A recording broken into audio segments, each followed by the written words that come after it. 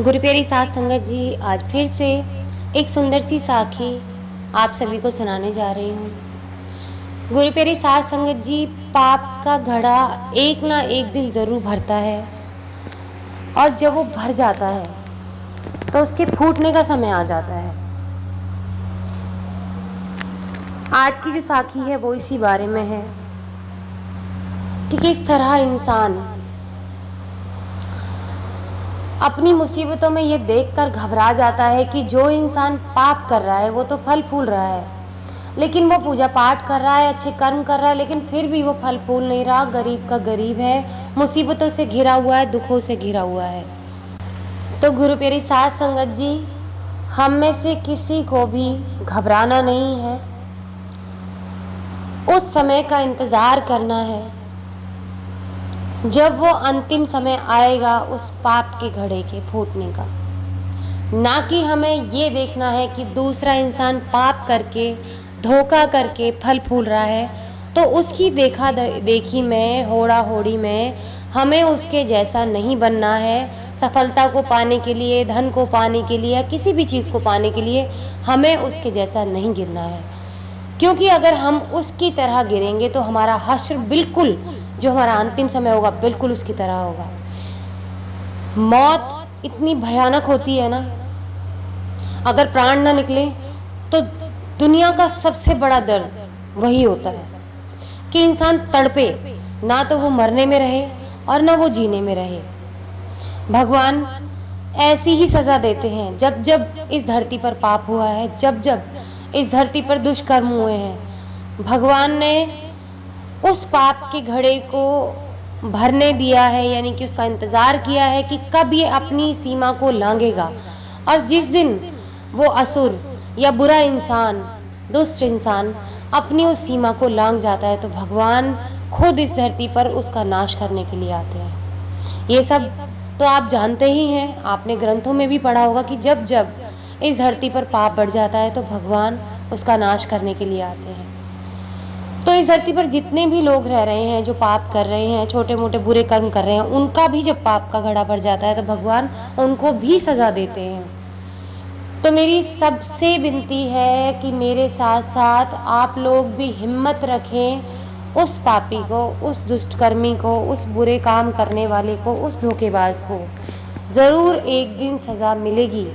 ये हिम्मत रखें और कभी भी उसके जैसा बनने की कोशिश ना करें जो वो पापी पाप करके सफलता के रास्ते पर चढ़ता जाता, वो आपको नज़र आ रहा है। हमें उसकी तरह नहीं बनना, क्योंकि उसके लिए तो 4 दिन की चांदनी और फिर अंधेरी रात है। हम 4 दिन अंधेरे में रह लेंगे, लेकिन बाकी की जो हमारी जन्म है या जो हमारी आत्मा है उसको अंधेरे में नहीं डालेंगे, उसको हमें उजाले में रखना है। तो 4 दिन की चांदनी के लालच में हमें सब कुछ अंधकार में नहीं करना है। तो आइए गुरु प्यारी साध संगत जी, सुनते हैं आज की ये सुंदर सी साखी कि पाप का घड़ा एक ना एक दिन भरता है और फूटता भी ज़रूर है। राम और श्याम दोस्त थे, बहुत पक्के। दोनों ने दूध बेचने का जो धंधा शुरू किया था। राम स्वभाव से ईमानदार, शांति प्रिय, सज्जन आदमी था। कुछ टाइम के बाद में राम को पता चला, क्योंकि जब व्यापार की बात आती है, जब लेन देन की बात आती है, पैसे की बात आती है, इंसान की औकात सिर्फ तभी पता चलती है। ज़मीन हो, जायदाद हो, औरत हो, पैसा हो, इंसान की औकात देखनी है सिर्फ इन्हीं 4 चीज़ों के अंदर देखी जा सकती है। तो राम को भी श्याम की औकात दिखने लगी कि श्याम बहुत लालची, बहुत क्रूर स्वभाव का था और बहुत ही बुरा व्यवहार करने वाला इंसान था। राम ने हमेशा ईमानदारी से दूध बेचा और कभी उसने मिलावट नहीं की, जबकि श्याम पानी मिलाकर दूध बेचता था। धीरे धीरे श्याम धनी बनता गया, उसके पास अपना मकान, संपत्ति, सब कुछ हो गया, और राम जो था वो गरीब का गरीब बना रहा। धीरे धीरे राम के मन में एक विचार बार बार घर करने लगा कि क्या कलयुग में अधर्म से ही सुख मिलता है। राम के मन में ये विचार उठ ही रहा था कि एक साधु उनके गांव में पधारे। राम ने उनके पास जाकर कहा, महात्मा जी, इंसान धर्म से फलता है या अधर्म से? मेरी बहुत इच्छा है इस सवाल का जवाब जानने की, क्योंकि मैंने आज तक परमात्मा के अलावा किसी और चीज़ को इस दुनिया में बड़ा नहीं माना है, और मैं जानता हूँ कि उससे बड़ा कोई नहीं है, और उससे ही मैं प्यार करता हूँ। इसीलिए उसने जो नियम बनाए हैं कि इंसान को ईमानदार रहना चाहिए, धोखेबाज नहीं होना चाहिए, मैं हमेशा उसके बनाए नियमों पर चला हूँ। मैंने किसी को धोखा नहीं दिया, किसी इंसान के साथ बुरा नहीं किया, क्योंकि मैं अगर किसी आत्मा के साथ बुरा करता हूँ तो मैं परमात्मा के साथ बुरा कर रहा हूँ। इसलिए मैंने कभी किसी इंसान को मैंने धोखा नहीं दिया। लेकिन आज मेरी जो दुर्दशा है, मुझे ऐसा लगता है कि क्या मेरे पुण्य कर्मों की वजह से, यानी कि मैं जो अच्छे काम कर रहा हूँ, मैं किसी को धोखा नहीं दे रहा हूँ, आज मेरी हालत उस वजह से, मेरी ईमानदारी की वजह से तो नहीं है, क्योंकि मेरा दोस्त जो है वो बेईमान है, और आज वो मेरे से ज़्यादा अमीर बन के बैठा है। मेरे साथ उसने व्यापार शुरू किया था और आज मैं उससे पीछे, और वो मुझसे बहुत आगे निकल गया। इस पर महात्मा जी मुस्कुराए और राम को कहा कि बेटा मेरे पास अगले दिन आना इस सवाल का जवाब जानने के लिए। राम जब अगले दिन उनके पास पहुंचा तो उसने देखा कि महात्मा जी के यहाँ धरती में 8 फुट गहरा गड्ढा खुदा हुआ था। महात्मा जी ने राम को उस गड्ढे में खड़े होने के लिए कहा। अब उस गड्ढे में जल यानी कि पानी डाला जाने लगा। जब जो पानी था वो राम के पैरों तक पहुंचा तो महात्मा जी ने पूछा कि राम, तुम्हें कोई परेशानी तो नहीं हो रही वहाँ पर? तो राम ने कहा नहीं महात्मा जी, मुझे कोई परेशानी नहीं हो रही। फिर पानी डाला तो वो घुटनों तक आया। फिर पूछा गया कि राम, तुम्हें घुटनों तक पानी आने पर कोई दिक्कत तो नहीं हो रही? राम ने कहा कि नहीं महात्मा जी, मुझे कोई परेशानी नहीं हो रही। फिर महात्मा जी ने पानी कमर तक किया। फिर राम से पूछा, फिर वही सवाल दोहराया कि राम, तुम्हारी कमर तक पानी आ गया है, तुम्हें कोई दिक्कत तो नहीं हो रही ना बेटा? महात्मा जी को सवाल का जवाब दिया। राम ने बोला कि नहीं महात्मा जी, मुझे कोई परेशानी नहीं है यहाँ। फिर महात्मा जी ने पानी का स्तर और बढ़ाया, उसमें पानी और डाला तो उसकी छाती तक पानी आ गया। फिर राम से पूछा कि राम, तुम्हारी छाती तक पानी आ गया है, क्या तुम्हें अब तकलीफ हो रही है? तो राम ने कहा कि नहीं, मुझे तो कोई तकलीफ नहीं हो रही है। फिर महात्मा जी ने उसकी गर्दन तक पानी किया। फिर वही सवाल, फिर राम ने वही जवाब दिया कि मुझे कोई परेशानी नहीं हो रही। फिर पानी उसकी आंखों तक आया, सिर तक आया, और जैसे ही सिर तक आया और राम से पूछा कि राम, तुम्हें कोई परेशानी तो नहीं हो रही सांस लेने में?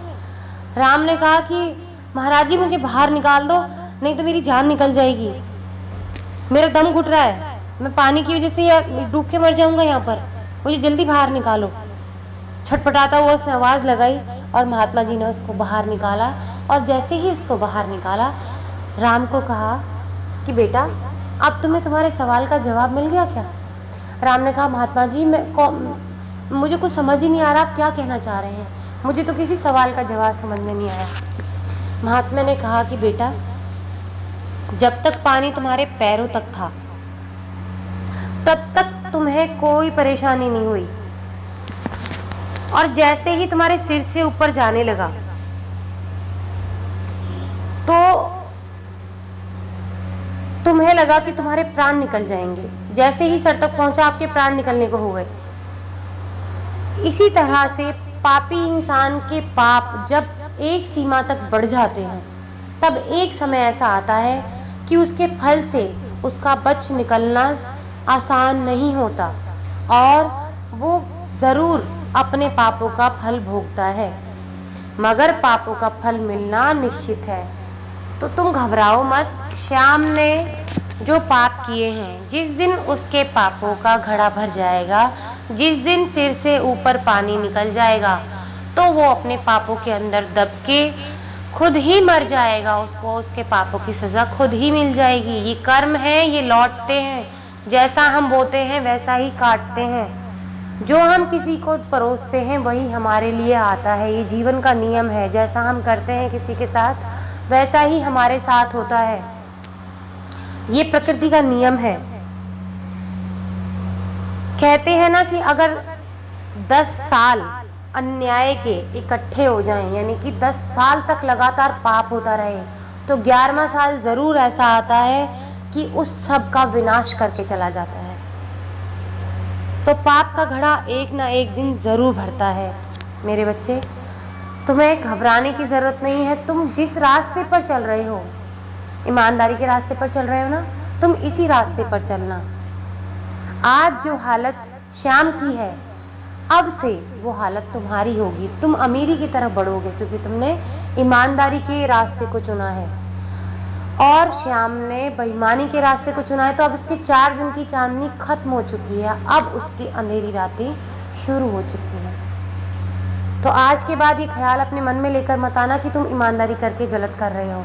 तुम अपनी ईमानदारी पर ही रहना, नहीं तो तुम ना तो इधर के रह जाओगे ना उधर के रह जाओगे। आज इसी के साथ इस सुंदर सी साखी को यहीं समाप्त करना चाहूँगी। मिलती हूँ आपसे अपनी अगली वीडियो में नई साखी के साथ। तब तक के लिए खुश रहें, सुमिरन करते रहें, सच्ची सेवा करते रहें।